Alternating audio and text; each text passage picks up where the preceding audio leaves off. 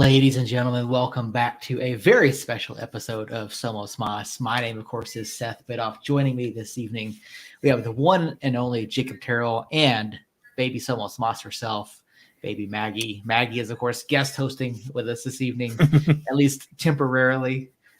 So do show your love in the chat for baby Maggie. And before we do get into this week's show, we do want to wish a belated Happy Mother's Day to all the mothers out there. And, of course, to Allie, of course, on baby number 4. So congratulations, Allie. And congratulations to all the moms out there. My sister is expecting. Nice. Yeah, so congratulations to her. We'll be finding out here shortly what the baby is. So I've been poking and prodding, trying to get hints. They have not revealed a single thing. So they already know? They know. Yeah, they did some genetic testing and things. So they know. They've known for quite a while. But yeah, they're not telling anybody. They're planning on doing a reveal here in a few weeks. So, I keep trying. Harry over in the chat already. Hello, baby Somos Boss. Baby Boss has replaced Team Earl. That is an improvement. I think we can all agree with that. And congratulations to my sister. Thank you, Harry. Appreciate you as always. So, guys, thank you so much for being here as you are each and every week. We are back with another full edition of the show.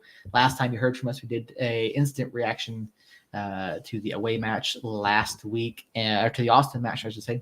Mm-hmm. And since then, we've had another league match. New Mexico United, obviously winners over the weekend with a 2-1 victory over Monterey Bay and the revenge match from earlier this season. And Jacob, let's just get right into it, man. What was your initial takeaway from Saturday evening's match? That was like the most complete game, offensively, especially, that we've seen all season for sure. I would say, you get 2 goals, kind of created in drastically different ways. One coming from a cross, a long ball, and then a cross, and then a shot, and then a rebound. And then the other one was from kind of play through the middle and a nice little chip up and over to Amando and then Amando with a crazy back heel back to Sergio, who I had not realized this. It has now scored in 3 straight USL championship games. And so you just look at everything that we were able to, and that was down a man at that point. So you look at everything we were able to accomplish offensively, and it's like, okay, there we go. And then defensively, I thought we played really well too. And I feel like we've had terrible luck with deflections and just weird things like that ball. It took a deflection on the shot, but then it also, if you watch closely in the buildup, it takes a deflection to even fall to the gentleman who ended up scoring it. I mean, it was on an attempted cross that gets ping-ponged around and then ends up falling straight to the feet of the guy that scored, who takes a couple touches and then takes a nasty deflection and beats Tim Bacchus. And so you take away that, you take away an own goal a couple weeks ago. There was another nasty deflection. In fact, I think we've had 2 own goals this season, which is more than I think we've had like in our existence. I have to go back and look, but I think we've had at least 2. I'm sure we have, but we've had like maybe 2 or 3 or maybe 4 over the first 4 years. And I think we've already had 2 this year. So we've just had some unlucky breaks through all that. And then, but you look at it, and Seymour with the incredible goal line clearance in the first half to keep it. I think we had scored by that point, so to keep it 1-0.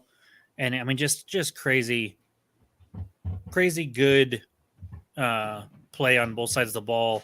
And I mentioned it. I mean, I obviously predicted like 4-0, and so I was wrong. But I did think we were going to come out hot for revenge against the Monterey Bay team that kind of took it to us in Monterey Bay. And look, just talk about a turnaround between those 2 matches. I mean, that Monterey Bay match was ugly in Monterey Bay, and then we were able to come around and and just completely turn that around with a dominant offensive and defensive performance. It was awesome. And then obviously Wagner getting his first goal in the USL Championship in front of the curse there. I mean, just what more could you ask for there? Yeah, I completely agree. It really was one of our better performances, despite being down to 10 men. And even at that point, I mean, defensively we played well. We didn't really give up any significant number of opportunities. We didn't give up clean opportunities. Like you mentioned, the one goal that Monterey Bay had came off 2 deflections. And that was something that I saw as well when I went back and I watched that highlight, because I saw it live and watched it. I was like, okay, that looked funny. And sure enough, you go back and look at it and you see, okay, yeah, there's a deflection. Now, I'm not sure if they were trying to cross it or if they were trying to shoot, but yeah, it took a deflection, fell to Robillard, who then, took a shot. And I think it went off Justin at that point. I think it was either Justin or Will. Might have been Will. I think it was Will, but I could be wrong. Yeah, it took a funky deflection, went back off to Alex's right. And so you could see Alex just like, he tried, but there's really nothing he could have done because of how it came off of Will, But yeah, looking at that match as a whole, like it really was one of the best play matches that we've had. Offensively, we looked really well. We looked so much better than we did against Austin FC. And we looked so much better than we did even in the RGV match, which I know we were fortunate to pull a draw in that one, but like we would look crisp. We looked like we were making our passes. We were making our runs. You could see the thought process of the guys. You could see them picking out the points that they wanted to go to. And, you look at that first goal there from Alex. I mean, just tremendous effort all around on that one. Number one, you get Suggsy out on the left with a cross, which we all thought was clearly going out of touch. You look at that tremendous play by Josh Suggs to get that. Somebody's been watching Ted Lasso. Yes, dude. I have a free trial right now, the Apple Plus. So I've been watching. I'm on season 3 right now. Are you caught up, or just no? Starting They just signed Zava. Okay. Yeah, nice. So I'm right there. What's episode 2, season 3? You mean Zlatan? Yeah, Zlatan. Yeah, exactly. They just signed Zlatan. So yeah, no, I'm definitely catching up on that. I'm disappointed. This is maybe the last season. I'm really disappointed. I have not let myself think about if it's going to be the last season or not. I haven't looked at anything. I know nothing. I'm going to keep thinking that it's going to go on forever, even if it doesn't. I sincerely hope so. I truly do. I know there's someone on a plane at this moment who has mentioned that it was even recommended to them that they start watching it as well. So maybe that's something we get into again at some point. Maybe we do a Ted Lasso watch along or something. I'd be down because I've seen the first 2 seasons twice. And I'm caught up on the 3rd season, so it's one of the best shows in television. I cry almost every episode, and I laugh hysterically almost every episode. Yeah, it really is. It's a phenomenal show. The writing's fantastic, the acting's fantastic. So yeah, maybe that's something we do here at some point. But yeah, I mean, fantastic touch by Suggs. For Amando, like where's Amando? Where's this Amando Moreno been? Like him pulling down that ball, turning and falling down, getting a shot off. I mean, this is a confident looking Armando Moreno that we haven't seen. Well, it was 2 matches ago against Orange County that I said he looked absolutely atrocious. And that was on April 29th. So in 2 weeks, basically, he has figured something out and looks like a brand new man, because both the back heel for the assist on the Rivas goal and then the touch that he had to bring down that wild cross from Suggs was incredible. Yeah, to bring that down on his right and then pivot to his right, like just unbelievable athletic ability by him. And it's really a shame that he didn't get an assist on that one there as well. But puts in a left-footed shot on goal, falling away, and still gets enough power on it to force a save out of Siaha, and the rebound that obviously falls to Wagner, who great realization by him to jump on that ball and then to be able to tap it in and get his first career goal. This is the second time, third, I should say, second time we've seen an academy kid get their first professional goal at the lab, because Nava did it Navas wasn't at the lab. Was it not? I thought it was. No, it was against at UNM during the COVID game. That's right. That's right. It was. Okay. Well, I'm not going to count. I'm not going to count that one. But no, I mean, Alex Wagner, the past couple games that he's been out there, he's gotten the opportunity to start, and he's looked fantastic. Like he's. Did you see the clip of him talking after the match? I did. I mean, that is like, I tweeted it from our account. I mean, you take that kind of stuff and you just inject it right into my veins, because that stuff is, hearing that stuff from a kid from New Mexico. And like, it's crazy to me that he was in middle school when United started. Like, my brain doesn't really work that way right now. Yeah. But it's like, holy cow, you were, huh? And so to hear him talk about, basically growing up through high school, dreaming about that moment was just, oh man, it just was incredible. And he actually mentions Mondo in that clip. Mm-hmm. And so I've been pretty hard on Armando Moreno since the injury. Mm-hmm. Since before the injury, since his stint with El Salvador in 2020 or 2021. Yeah. 2020, 2021, somewhere in there. It's 2021, I think it was. Since then, I've been pretty hard, or since his stint with El Salvador, I've been pretty hard on him. And I said it on a comment, I believe, in New Mexico United Nation. Like, if he can't perform like at the level that he's starting to perform now, and Santi doesn't figure things out and start performing better, then we might make the playoffs. We will make the playoffs, but we're not going to do anything in there. But if we get a confident, in form Armando Moreno and a confident in form and then you throw in combination. I don't know if it's my internet or your internet, but things are going yours. It probably is. We've got a rainstorm coming in, so that would do it. But if a combination of Hurst, Doling, and Wagner up top, then the offense is going to be potent. And I didn't even mention Weehan or Bruce or Harry or Suggs. And so Bees, who didn't play at all again when Saturday night. Yeah. He did play Wednesday night at Austin, but he didn't play Saturday. So maybe that injury still just a little bit. Yeah, he was.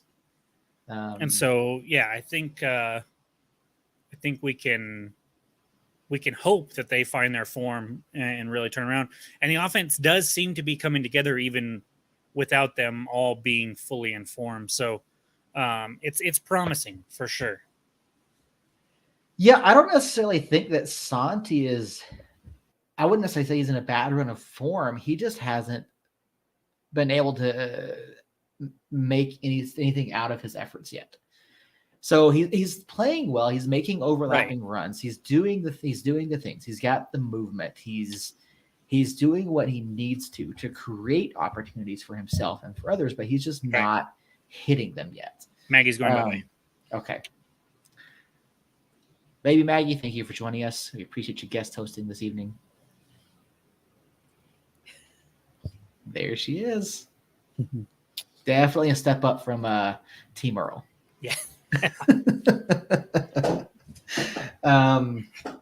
But yeah, no, like you said, Armando Moreno, he's coming around. He's looking better here the past couple of weeks, and just his play Saturday night was incredible to watch. To see that in both those two instances. Not only that, but you could see him tracking back. You could also see, again, another thing about Alex Wagner too. You could see him tracking back as well and making effort at the defensive end, which is something that we didn't see from Kevon or Brian or Nico, or those guys. That's what 18-year-old hunger gets you. And we have seen it from Hurst and Doling on and off throughout their playing time this year, but Wagner brings definitely a little bit more intensity, that of like a Brucey or a Nava, these younger players that seem to just go and go and go and go. And so I don't know if Wagner will be a 90-minute player playing at that pace.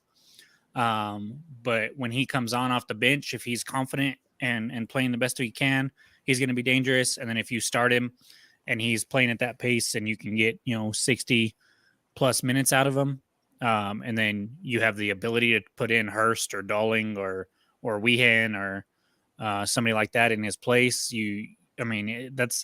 that's what it's going to take for 34 plus games of this regular season and playoffs to really do something. So I'm loving what I'm seeing in league play.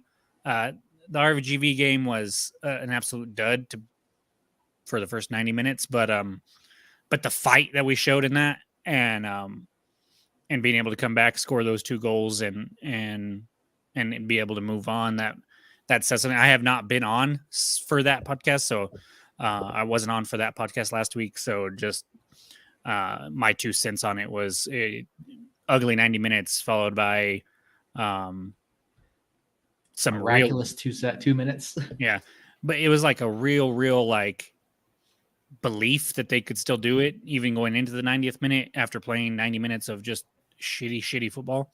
Mm-hmm. They still thought they could, and then once you get that 1 goal, they were like, hey, like, we still got some time, let's do this. And hell, they still had time to go get a winner, I thought.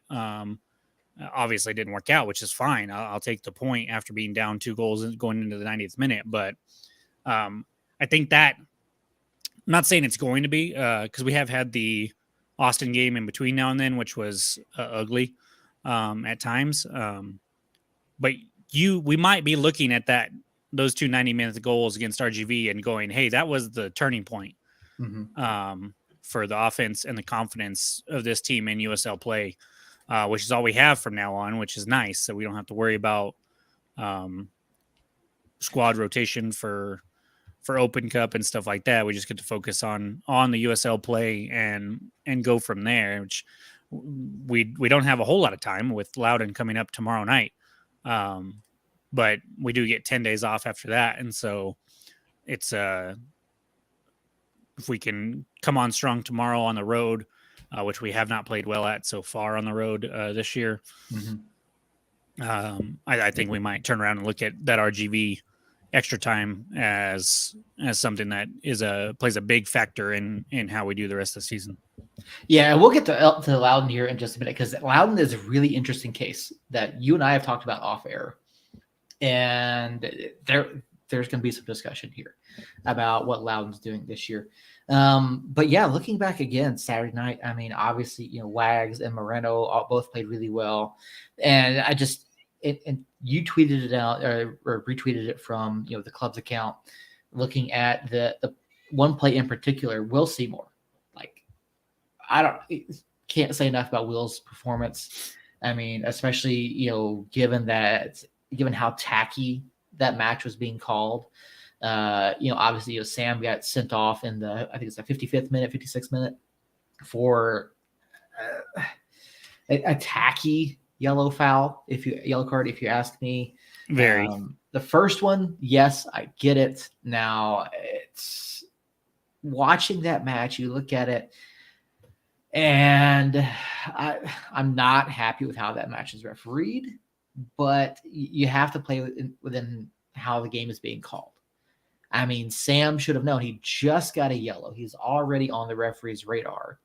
To then go and do something like that, yes, it was a foul. Was it yellow worthy? I don't think so, at least not in my opinion. But given the fact he's already on the referee's mind from 2 minutes before, like, you got to play it a little bit softer than that. You just have to. But yeah, just the defensive effort. I mean, Will Seymour's fantastic, and then there's that shot that he blocked. Like, I don't think I've seen a better reaction from somebody on our defensive line yet this year. No, I mean, if anybody, it's been Seymour at other occasions. So he definitely he read that play well. Even if that one goes in, like, say Seymour lunges for it, gets a piece of it, but it still goes in. that would have gone through the legs of the first defender, which I believe was Swartz, right under the arm of Tembakis, and then off of Seymour into the goal. So a lot of things had to go right for it to even get that far. But Seymour just being in the right place at the right time, reading that play from the get-go, from the moment it goes out to the left hand, to Seymour's right-hand side there, to have the wherewithal to be like, oh, I got to get back to the goal line, and then just being in the right spot at the right time was just tremendous. That's by far the save of the match, probably the save of the year for us so far. And that's saying a lot because Tembakis has come up big in a few moments, but to keep that 1-0 at that moment in time, going into halftime with the lead, was just huge. Yeah, no, absolutely. And real quick, Earl has decided to join us in the chat. Earl, how you doing, buddy? Hope you're doing well this evening. Hopefully you and Marlena are enjoying your time together. I've heard the name Earl. Who's Earl? I don't know. He appears to be a little child holding a fish and possibly a beer. Oh, yeah. And a cigarette. I know that guy. So, okay. He's from Florida. From Florida. Okay, perfect. Florida man. There we go. Florida man catches record-breaking fish while smoking a cigarette and holding a beer. Exactly. Perfect. All right. Florida boy. Sorry, Florida boy. Okay, Florida boy. Perfect. But yeah, I mean, we'll see more fantastic effort by him. And honestly, another guy that I wanted to shout out, I did not have him as my man of the match, but Kalen Ryden played his ass off on Saturday. Like, he really did. Like, if you watch some of the effort that Kalen Ryden put in, particularly in the second half, I mean, Kalen was everywhere. I mean, you couldn't turn around without seeing Kalen getting involved, making a clearance, making a stop, and I have plenty of things to say. I was hard on Kalen last year, and I saw improvement here at the beginning of this year. But this is Kalen's performance of the year as well so far. I know we're early, but I mean, Kalen and Will at that back were just phenomenal. Yeah. Earl, sorry I wanted to hop on, but I'm still driving home from work. I'm trying to find Hamilton's first yellow because I thought I had a little bit of umbrage with it too, but in the meantime, yeah, Kalen has been solid all season. Definitely, I think better than last year. But you're correct. This sorry, I'm watching the play. And okay. Baby Brain has been kicking my ass for some reason with this baby. And I've sent like multiple emails without attachments. I dated my water sample paperwork wrong today. I didn't circle what I'm supposed to circle on it when I did my samples yesterday. I've just been all over the place. But I digress. Kalen has been solid, not necessarily fantastic, but solid all season. This was by far his best game. I'm happy to see that because he also is another one that if we want to make a run at anything, we're going to need top-notch Kalen back there on that back line. And so far, I think he's been like probably a solid B all season. And we can probably get by with him being a B and Seymour being a B as well. So I'm happy with that. And we did face, I mean, this is a team that kind of made Ryden and Seymour look real bad. Yeah. And last match. So I think they were probably more geared up than anybody else to come into this match. And so to see them perform like they did is huge. I did find the play. I did think it was crap. I don't know if he gets a yellow for the foul. I think him and Dixon kind of go forehead to forehead. Yeah. After the foul, and I think that might have been what drew the yellow card. But Dixon is the one that steps to him, so I don't know. I think Sam said something to the referee. I think that's what happened. Maybe that's what it was, but because it was a bad call though. He clearly gets the ball. Yeah. And then goes through, and then the defender. It's not like he got, because you'll see that call where, you get the ball, but you went through the defender to get the ball. But he clearly gets the ball before he makes any contact with the defender. And so I don't know. It was a soft yellow. The second one was definitely a soft yellow. It seemed like maybe whatever Sam said at that first argument really didn't sit well with the ref. And that second foul probably was like, oh, yep, here's my way to get him out, because he was pissed off at him, and I don't know. Yeah, But, very easily could have been, but yeah, it was, like I said, it's a very tacky game call from the referee, and there were some clear opportunities that he could have gone the other way, or shown yellow to Monterey Bay, a couple different opportunities, and he just didn't. Now, as someone who referees, someone who's trying to improve myself in that area, like I look at this referee, I'm going, why would I want to work for this guy?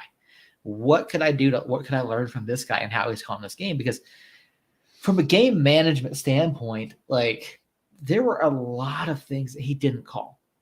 There were a lot of things that he really could have called.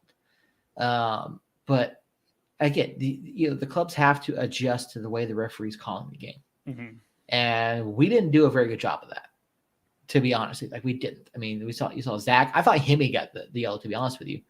But you see, Zach picked up another yellow. I need to go through and see how many yellows Zach has at this point. It's at least 4. Oh yeah, I'm pretty sure. I need to see if he's accumulated enough for a suspension. I don't know. The yellow card to the bench doesn't have a name on it for the Monterey Bay match, but we'll I'm fairly certain it went to Zach as well. But it probably did. 1, 2, 3, 4, 5. 7 yellow cards for us in that match compared to 2 for Monterey Bay, and the second of Monterey Bay's didn't come until the 90th plus 2. So little tilted there. Yeah. I looking back at this game, watching this again, probably our best all around performance of the year, despite being down to 10 men for over half an hour. I think for Monterey Bay, this is going to be one of those matches where they look at it and say, okay, we let this one get out of hand. We let this one get away from us. We didn't play our game. I mean, Sam Gleedle was missing from the 18. I'm not sure. I didn't see him on. I mean, Monterey Bay didn't provide us an injury report. So I don't know if Gleedle was on there or not, but he clearly wasn't in the 18. And Gleedle was one of the guys that made a huge difference in the first matchup. So, I mean, Volesky was basically shut out of this one. Didn't have a whole lot to do here. And, I mean, really, you look at the rest of the team, Okoli, when he came on, he didn't really have too much to do. I mean, yeah, this is a massive underperformance by Monterey, but I also think that this is a performance that we should expect from United. Yeah. So there have been 5 yellow cards issued to the bench of United. Who those all went to, I'm not 100% sure, but there have been 5 issued to United so far this season. So if they all went to Prince, that's a suspension, is it not? Or is it 7 for a suspension? I believe so. I'll have to double check. Let me see. USL Media Guide. But as you were saying there, fucking baby brain. What were you saying? Oh, yes. I got it. Gleedle. Yeah, Gleedle, obviously missing Gleedle was pretty bad, or pretty catastrophic for Monterey Bay there. As you mentioned, he did play a huge part in the win. So missing him, and then I know their back line was pretty tore up, but most of these teams, I mean, we've dealt with injuries. You know, we were missing 3 players for a while there. Now we're missing 2 of our more active players anyways. And so everybody kind of deals with that. And so it takes, you got to be able to take advantage of those opportunities when you come up against a team that's injured or missing players for other reasons. And so being able to just dominate that performance, even down to 10 men for, like you said, over half an hour is a huge thing. Yeah, it really is. Yeah, just again, watching this, like you look at some of the detractors and things that have been said about Zach and the preparation of his team, and you look at this type of performance. You look at the performance at RGV. You look at Orange County. You look at the win over Phoenix, and there's a lot of good things here. Are there some bad? Yeah, sure, but it's not for a lack of preparation. It's not for a lack of Zach and the coaching staff, doing certain things. Like, it's just not. I mean, and Pete said it yesterday on 101.7. It's Zach can do everything in his power to get the guys ready, but it's up to them to go out and execute the game plan. Yeah, which is something that we've yelled and screamed from the mountaintop. Yeah. But people don't want to listen. They automatically want to blame the coach every time something goes wrong. Every time we drop a point. Every time we lose a match, you want to scream and yell and blame Zach. Well, and to be fair, the ones that are screaming and yelling and blaming Zach Cole are the same ones that screamed and yelled about Troy. Mm-hmm. And now Troy is the head coach of one of the most distinguished MLS teams ever. So with 2 wins, and he's 2-0 in those matches. So say what you want about the coaching performances from the 2 head coaches for New Mexico United. The one that has left has moved on to coach New York Red Bulls. I mean, that's I don't know. I mean, obviously he's not going to go on to coach. Well, I shouldn't say that because I don't want to limit Troy, but I mean, he's not coaching Premier League right now, but it is a step up in talent around him and a step up in gravitas or whatever you want to call it, despite what we think about MLS versus USL. And so it's kind of a big deal. And so the guys that are sitting here screaming, they're just the type that are always going to be screaming. Yeah, no, they absolutely are. And while we've been going through this conversation here, I went and looked up the media guide. I couldn't find this year's. I'm sure it's out there somewhere. I did find the 2022 USL Championship media guide. In 2022, 5 cautions with a fine, 8 cautions for is 1 game suspension and fine, and that's for players and staff. Okay, so he might be fined. But he's still got a few more to go before he gets suspended. I have mentioned I've said Monterey Bay has the best match notes out there. Both times we've played them now, and I could have swore there was an injury report on there. Mm-hmm. And so I had to go look, and there is an injury report. It does have Sam Gleedle out. Oh, does it? Okay. With a thigh. And then Alex Lara was out with an ankle. Grant Robinson was out with a leg. Hugh Roberts was out or questionable with a groin, and James Murphy was questionable with a leg. Okay. So yeah, I wasn't sure. I had to go back and check because I had received a question through my email about it because of some pronunciations during the broadcast on Saturday, and I had to go double check to see if Monterey Bay had a pronunciation guide because you and I both know some clubs don't include them. Right. So I went back and double checked, and sure enough, there was a pronunciation. It's right in the middle of their roster. Yeah, they have some. No, it's great. It really does look good. Their match notes are by far the best. Like I like our match notes, but theirs is like incredible. They have how they acquired every person on their roster on their match notes. Yeah, I like that. They have their whole roster. They've got their whole schedule. They've got a match preview, match information. They've got every starting lineup for the season on there. They've got the injury report. They've got awards and honors. They have a little blurb about the previous match versus New Mexico, the series matchup all over there, the stats for both or for all the players. Mm-hmm. Stat leaders and club highs, scoring breakdown. They have a box of where all their goals were scored from. I mean, it's impeccably done. Kudos to them over there. Yeah, I enjoy ours. So David, if you're listening, we like Monterey's too.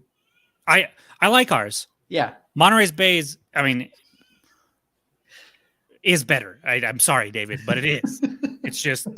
They provide some really. Then they have box scores from every match of the season so far. Yeah, Monterey's is probably among some of the best in the league. I I have yet to see a better one in the league in the last, how long have we been doing this? 4 3 years. years? This 4 is our years? Yeah. 4th year. Yeah. Yeah. Wow. So, yeah, I mean, just incredible stuff there. So, Yeah, I mean, honestly, for a long time, I thought we had the best pronunciation guide because we had a very clearly designed pronunciation guide. Which and we still were Keith probably, does not listen. we were still probably like the most mispronounced names per game in this. Lesesny. I blame Duke Keith. I'm not gonna shit on Duke. I like Duke. Whoever's with Duke is who I always get annoyed with. The girl. Yeah. Well, and it's not because it's the girl sometimes, it's a guy sometimes, but no matter who they get as the color commentator is boring as fuck. Yeah, I agree with that. But I mean, you can like Duke all you want. I know he was a staple here in the Albuquerque area for quite a while, but I just can't stand listening to him. Like for a guy who has called games in 2 very Hispanic cities, like come on, Duke. Like I know you're a white guy like us, but come on, we at least attempt to do it, So, but yeah, I mean, any final thoughts on the Monterey Bay match before we talk about Loudoun? Because I'm interested in getting the Loudoun here. No, just solid all around performance. Everybody did their job, which is what they're supposed to do. The attacking players looked like they wanted to attack at the midfield, and honestly, the wingbacks looked like they wanted to attack, and so they kept that energy up, even down a man to get ahead by 2. I do feel like we kind of set back after we got that second goal and allowed that pressure from Monterey Bay, but at the end of the day, we were able to hold on, get the win, and I couldn't be happier with that. And real quick, before we get to the Loudoun match, just want to look at a little updated standings here in the Western Conference, because I do think it's worth noting. Us, we're currently outside of the playoffs in 9th. RGV is behind us off of goal differential, I believe, and 10th, because we're both sitting on 11 points. But we only played 8 matches. Which is at least 1 less than everybody else, and it's 2 less than a lot of the guys in that 2 to 5 range, or all the guys in that 2 to 5 range. And with that win against Monterey Bay, we are now only 2 behind Monterey Bay with 2 matches in hand. So we're not above that playoff line yet, but I think we're playing way better, and we are trending in the right direction, and we do have matches in hand still. And that's gonna be big at the moment. Sacramento kind of seems like they're gonna. Well, I would say that they're kind of gonna run away with it, but fucking El Paso, dude. 5 in a row, looking solid after just an abysmal start to the season, losing their first 3 or 4 matches. Mm-hmm. 3 matches. They lost their first 3. Then they turn around and they beat Lou City. And that kind of starts a run there. They have not lost since those 3 matches.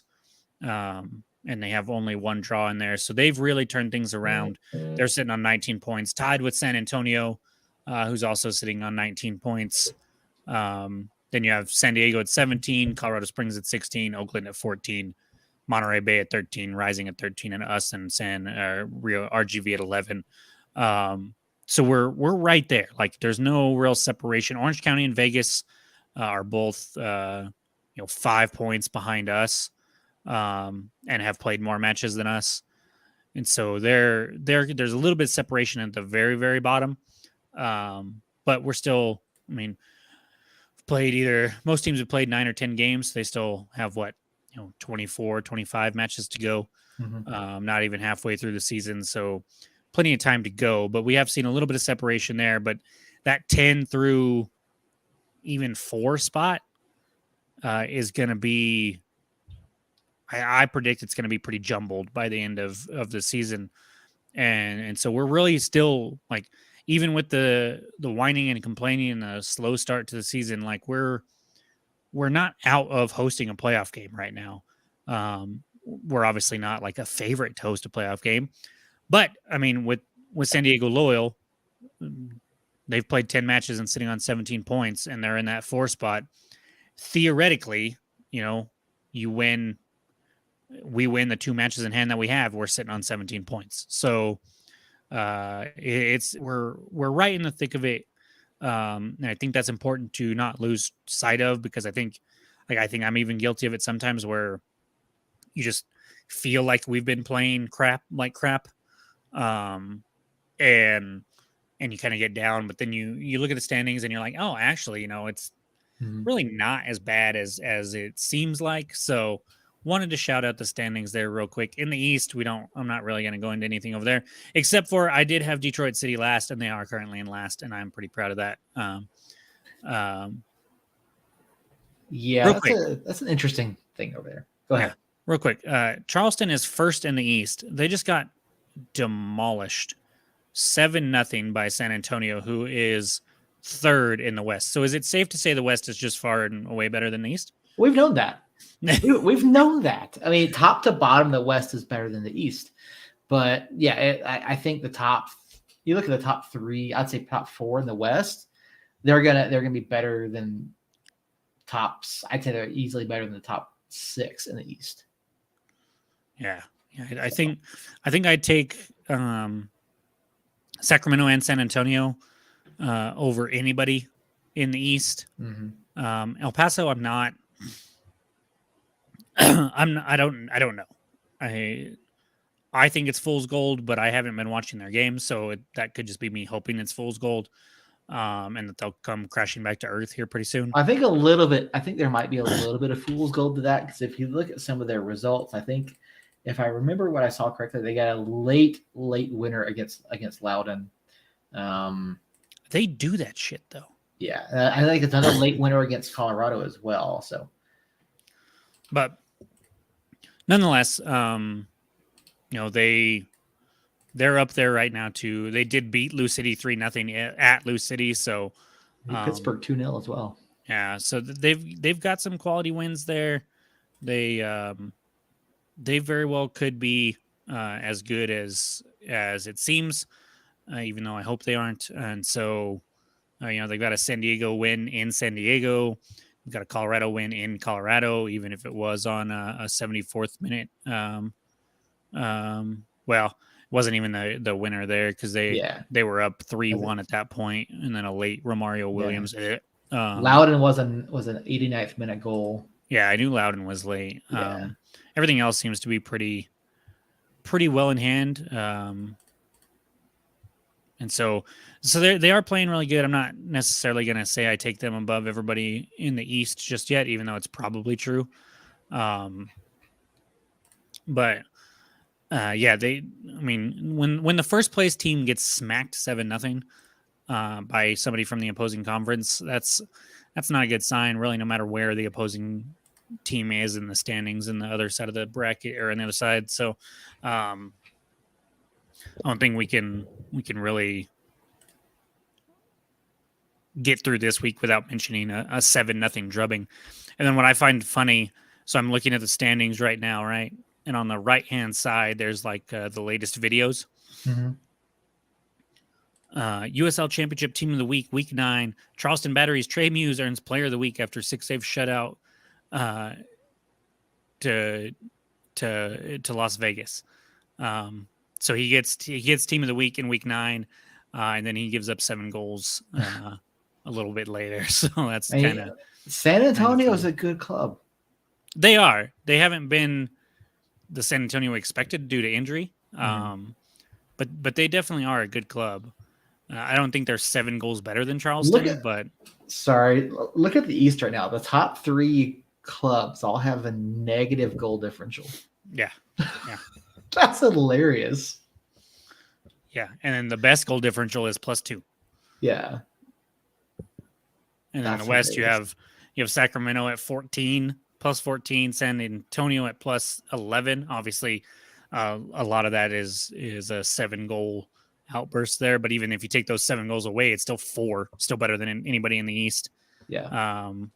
Loyal's 4, El Paso's 4, Oakland's 5 somehow, plus 5. And Monterey Bay is plus 2. And us and Phoenix are nils. I don't expect ours to be extremely positive. Maybe like a plus 5, No. plus 6. Yeah, somewhere in there. But yeah, it would take a big outburst, against. We're just some clean sheets. Yeah, that too. Yeah. But I mean, to get it up like where Sacramento and San Antonio are, yeah, it would take like a 4 or 5 goal win of some kind, whether it's 5-1, 6-1, 5-0, 4-0, something like that. And I don't know I think we have that in us per se, but I'm not going to go out and count on it, even if I did predict 4-0 this week. Yep. Yeah, I wouldn't expect that either. But, we go game at a time. We look at it from week to week, and we look at this league. We look at the club. We look at the performances, and that's what we do. We prognosticate. We try to pick things apart with the knowledge that we have and the conversations that we have with Zach and the players and talking to Pete, who I don't know if you've seen it, but he was wearing a Lagoon Siesta shirt not too long ago. I did not see that. Pete was wearing a Lagoon Siesta shirt. Stuff's moving. Like there's stuff coming from the team. There's stuff coming. I know Pete has actively talked about potentially a leak coming at some point soon. So, real quick before we move on move on to Loudoun, you were at the match Saturday. I didn't make it, obviously, with a newborn. Earl is possibly dead. I know he's commenting tonight, but it's far later. There's bots that do it. Marlena could be doing it. I don't know. So it was only less than 10,000 at that match. Just under, yeah. How was the energy there? Do you attribute that low number to weather, to the slow start to the season, or is it a slight concern that attendance might be dipping after the first few years? I think it was kind of a combination of weather, because there were some showers in the area. They held off for most of the day, but there was a small amount of rain. Yeah, I saw some rain falling early in the first half. Yeah, at least. It wasn't bad though. I mean, right. it really cleared up rather quickly, given how bad it looked. Like it looked like it was just going to dump for a while, but it didn't. But yeah, I think it was a combination of that, combination of the slow start. But other than that, I mean, it was just under 10. It was like 98 something, 98.74, I think was the number. Yes. So, and still not a bad draw. I need to look and see. Let me try to pull it up while we're talking here to see where that falls.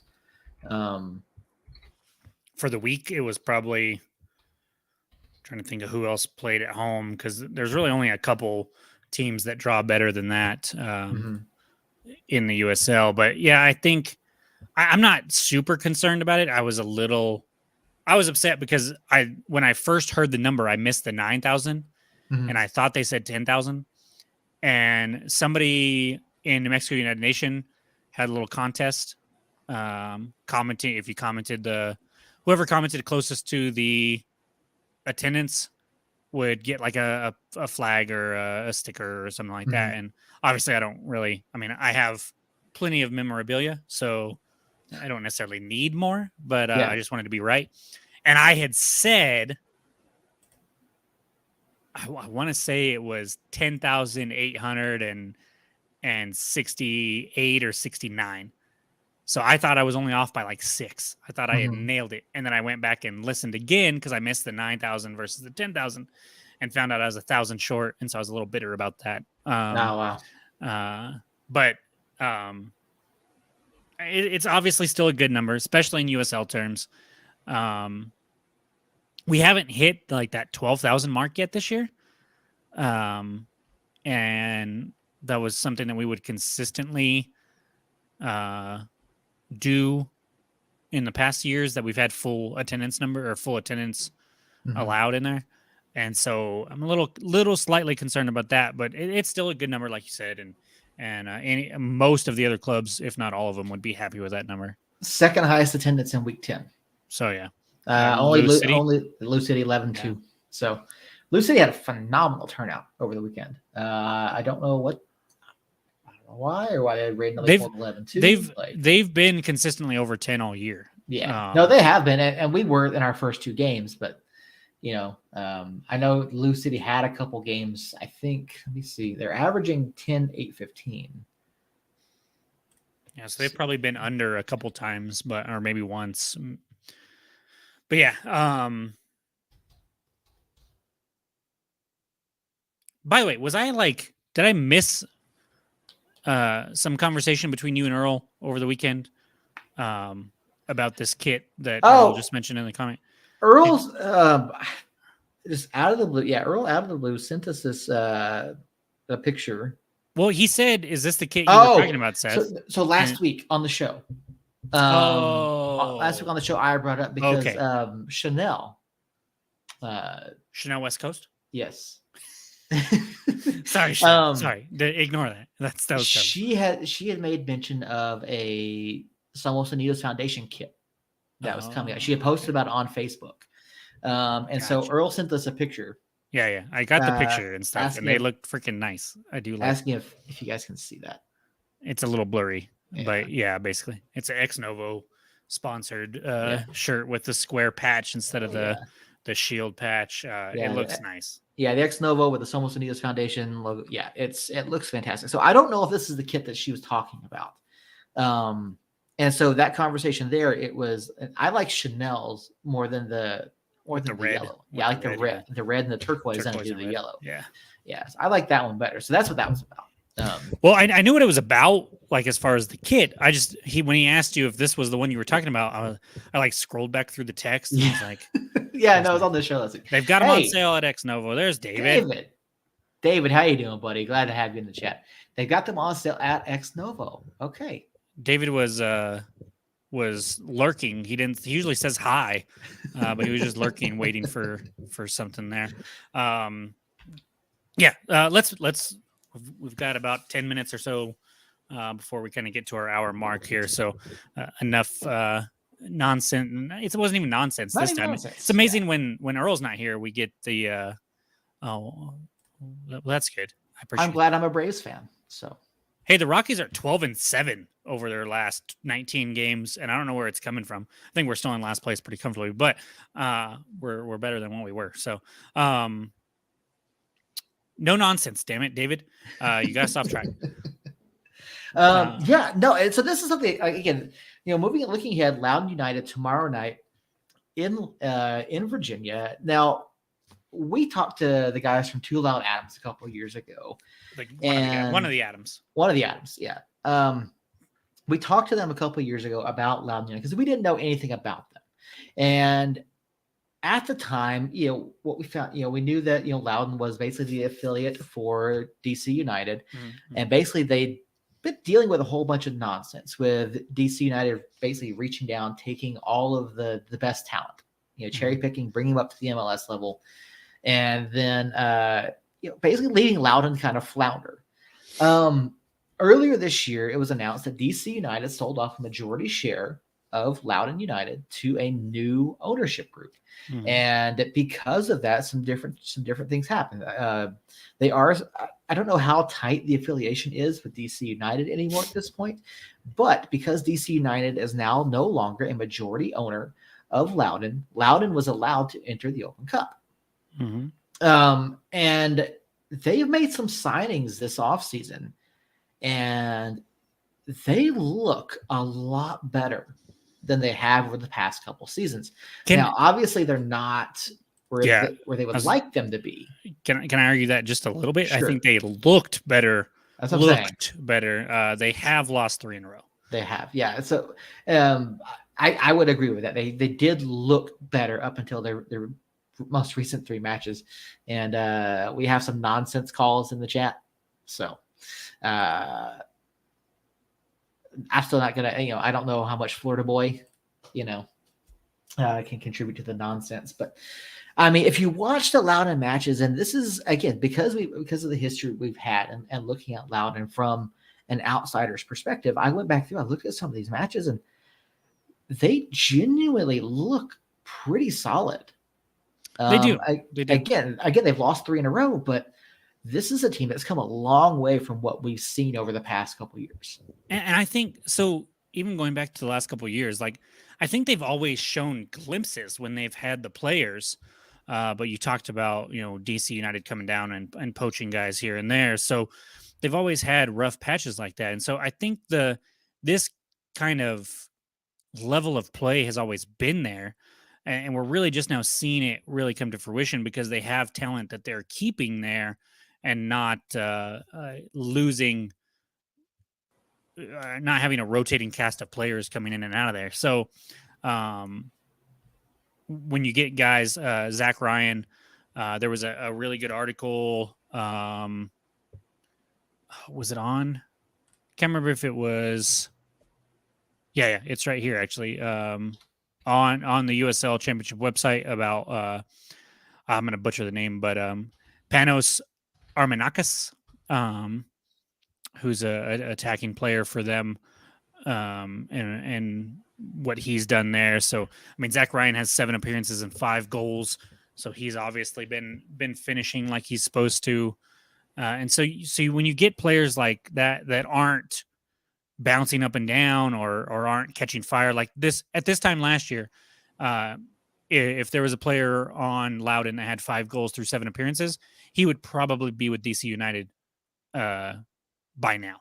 And so being able to keep those players there and get that, consistency with the roster and build that chemistry with all the players.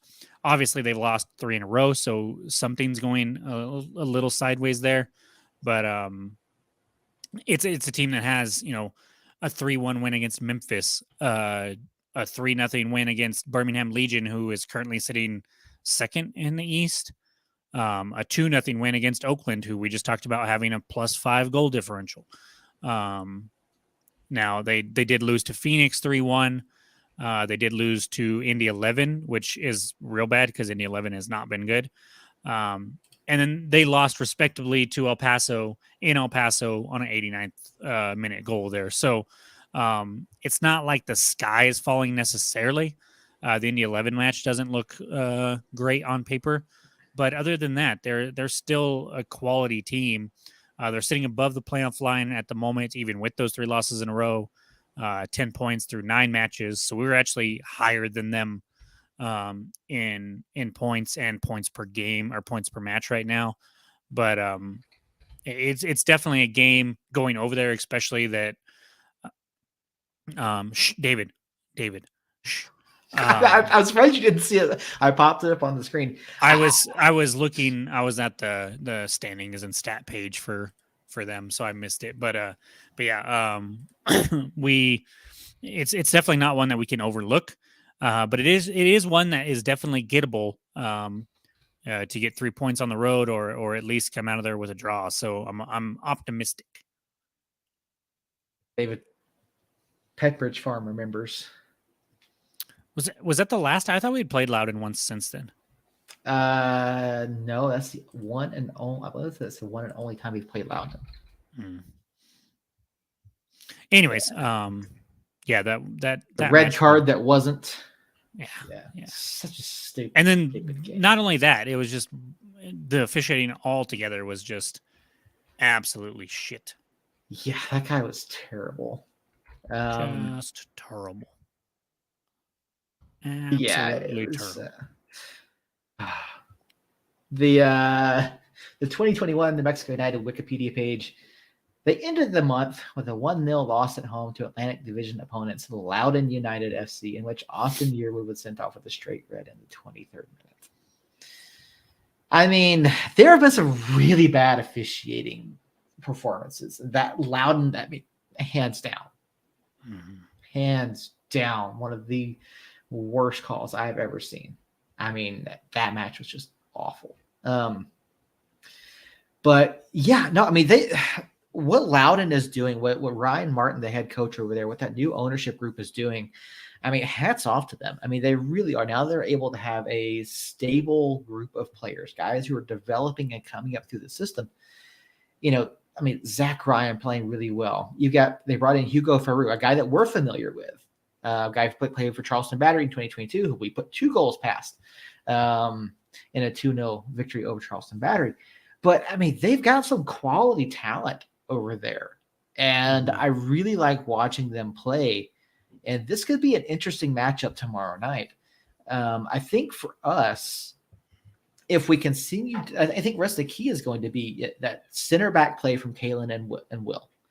If those two guys can hold down that area, if we can continue the strong rotations and that we see through that back four, I think we're going to be able to lock down that area and really keep Loudoun from creating chances inside the 18. Yeah. If we come out, the bottom line, if we come out and we play like we did against Monterey Bay, on both sides of the in possession and out of possession, then we should come away with 3 points. I would say that if we play like we did against Monterey Bay, against the majority of teams in the USL, we should come away with 3 points. And so that's what I'm hoping for. Our road story right now for this year is just not great. So that has me worried a little bit. Trying to get to what we actually are on the road, because I think we have 1 win. 1 win, 3 losses, and a draw. And that win was against Miami, the first match of the season. And then the draw came against RGV after 2 late stoppage time goals. So not great recently on the road. But again, that RGV match could be considered a turning point, depending on how we come out and play against Loudoun. Then we come out, we get Loudoun, and we get 10 days off, and we play San Antonio in San Antonio on the 27th. So that's gonna be a huge game. Yeah, and so this Loudoun match, because we have 10 days off, I think hopefully we won't overlook them to think about San Antonio, and we can come in and just have a solid performance and get a win there. Yeah, I think this is one where I kind of expect at least a point. I would love to say all 3, but given, like you mentioned, our form on the road has not been great. I mean, honestly, the win against Miami, not great. Yeah, we didn't look good. We really didn't. Well, the offense didn't look good. The defense looked really good, but yeah, that is also our only clean sheet of the season. That is true. Until tomorrow. There you go. Spoiler alert. Jacob has been to the future, folks. My prediction is coming true. He's seen the future. Earl's already said 3-0 in the chat. So, I mean, yeah, this is a big opportunity for United. Again, cross-conference play, I think it's a chance for us to go up against a team that isn't right now in the playoffs position, in the playoff position for the Eastern Conference, and really continue to build momentum. I mean, 3 matches unbeaten going into this here against a club that's building to something. Now, whether or not they remain competitive for the rest of the year, whether or not they stay in the playoffs, I don't know. I think there's a possibility there. But this is a chance. Again, this is where we need to step up. It's not one of the top tier. They're not a tier 1 club, right? But this is one of the ones that we should expect to result against, whether it's home or away. Well, and it's if we were playing them earlier in the season, I'm thinking we'd be lucky to get a draw. But them coming off of 3 losses, they're reeling, they're hurting. A good team will go in there and keep them down instead of giving them a reason to try to turn their season around. And I like Loudoun, honestly. I hate Ryan Martin's stupid flat bill hats. Terrible. But I do like Loudoun, and part of that is because of Adam when we had him on a couple of years ago. But I don't want them to turn their luck around right now. Right. Next week, they can get it next week. We should be coming in there and holding them down and getting at least a point, like you said. But I think we'll come out of there with 3. If the team from Orange County, Monterey Bay, if the home team shows up on the road, if our home version of our team shows up out there on the road, we will get 3 points, I think, pretty easily. If the road team shows up, we'll see. But I think that RGV match, the way it ended, is going to give us some momentum going on the road against Loudoun, and I think we come out on top there. And a good team is going to do exactly that. So I do think we are a good team. So I say 1-0. 1-0. Okay, not too high on the offense there this week. No, I think it's time. Like going on the road and getting a win and 3 points with how our road form has been is asking a lot. So I'm not going to come in there and be like, "Hey, it's asking a lot," and I'm going to predict 3-0. That might be asking a little bit too much. So I think a nice solid, score, maybe 38, 39th minute, get into halftime with that lead, and then be able to push when we need to push. We might have a couple other chances, but at the end of the day, I think 1-0 is what I'm hoping for and looking for, because we need a clean sheet. We need a clean sheet desperately, and I think these own goals and deflected goals and all this shit that we've had to have happen to us so far this season. Maybe we get a couple breaks there, and the bounces start to go our way there for once this season. So I'm going to, coming off of my correct scoreline prediction from Saturday evening, I did say 2-1 United over Monterey Bay. Okay, here's the deal. All right, here's my deal. Every time somebody guesses the score correctly on this podcast, you know what the score is? 2-1. So until somebody goes out on a limb and says 3-0, 4-0, 1-0, 1-1, something like that, that's right, and ends up being correct on it, I don't want to hear about your 2-1. Oh, I was right, 2-1. That's the most common scoreline that's ever been played in soccer. I don't want to hear it anymore. That being said, I did correctly predict it last week. I do feel like, again, we just mentioned this is a team that we should go out and beat, a team that we should go out and say, hey, we are competitive. We're going to play our way into the playoffs. We're going to make a statement here. We're going to pick up some points in these matches that we have in hand. And while points within conference are more valuable, picking up these out of conference points is going to be massive. Another big portion of the way things turn out down the road. I look at this and I see us going in for, again, Hugo Faroux does not have a great track record against us. I think Loudoun's defense is a little bit porous. I do think their offense can cause some issues. But again, if Kalen and Will lock down the center of the back line, if you see the rotations happening, if you see guys picking up areas where they, when the back line does slide over, I think we shut Loudoun out. I'm going to say 2-0 United on the road tomorrow night. Nice. So, all right. Maybe I should change mine to 2-1 so I can brag about getting the score right. Yeah. Well, you know what? When my score line comes up right tomorrow, then if you get it right tomorrow, I'll give it to you. Okay. If it's 2-0, I'll be like, all right, kudos. But enough of this 2-1. Oh, look at me, crap. All right, Jacob, we have hit an hour now. Do appreciate you being here. Do you have any closing thoughts before we get out of here for this evening? Not tonight, no. Okay. Very well. I get just happy Mother's Day to all the mothers. I hope everyone had a fantastic weekend. I know I had a fantastic weekend. It was really, really enjoyable. So guys, get out. Again, next home match, June 3rd. Still got a while. Got a while until next home match. June 3rd against El Paso, though. El Paso. Devin Sandoval night. So nice.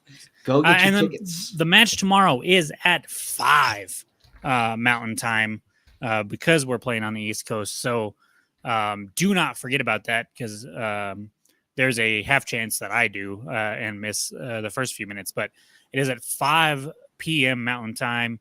I can't go live at 7:30, but I could maybe do a recap later than that if you want to, Seth. We can talk about that off air, and we will let you know via our social media platforms if we're going to go live or not. But so yeah, 5:00 tomorrow. We play Loudoun. We're hoping for 3 points. Then we get 10 days off before traveling to San Antonio.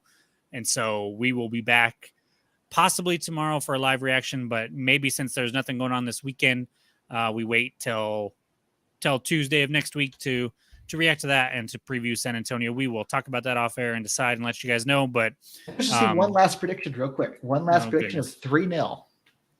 I was just sent a prediction of 3-0. So does she watch the games? I'm not shitting on her. I'm just asking because I don't know.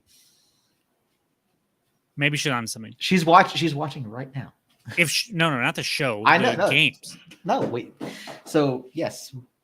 Okay. We watched the game Saturday. Okay. If she wait. You did say she was on a plane. Yes. And you just said we watched the game. Was she at the game? Yes. I would have gone if you had told me that part. What the hell? No, this was not a meet the friends. This was, yeah. We will be talking off air for sure, my friend. For sure.